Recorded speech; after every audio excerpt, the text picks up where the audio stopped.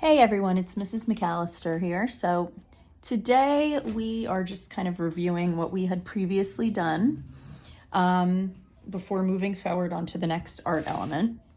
So we started out by drawing a tree. Actually, no, we started out by dividing the page into 7 sections by measuring up halfway up the page and then cutting that over to each corner of the page in the opposite direction. So you have 1, 2, 3, 4, 5, 6, 7. Yes, they're not all evenly sized, but that's for you then to decide how you want to place all of your different art elements. Doesn't need to follow where I put mine. It depends on what your designs are, obviously. So my line design I did. Again, you need to come up with your own designs. I don't want anyone copying my designs.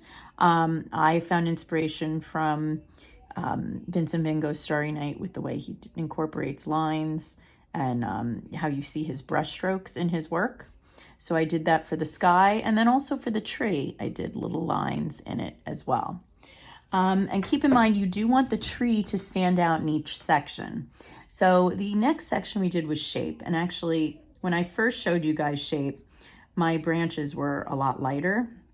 And I found that they were kind of getting lost in the design. So I darkened up the branches so they pop out a little more. And then the background is geometric shapes. And I kind of stuck with a few different colors for that design. All right, so again, you're coming up with your own design, but something that for line, when I look at it, when other people look at it, when viewers look at it, immediately they know it's line. It just stands out as line. It speaks as being representative of line. And I know some of you were using Zentangle designs too, because they do incorporate a lot of lines. So you can use past, things that we've learned, of course, to incorporate into this. And then for shape, you want it to really stand out as shape. And think about using multiple shapes too, or multiple size shapes. Just doing a plain old polka dot background isn't really going to be quite that interesting. You need to really try and come up with things that are interesting to look at as well, right?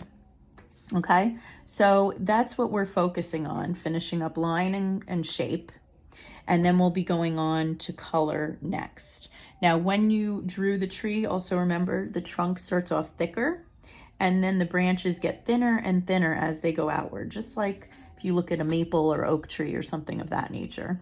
And you were trying to achieve a pretty realistic looking shaped tree. Now, clearly, once you start doing designs, it might not remain realistic, but the basic structure and shape that you start out with is realistic.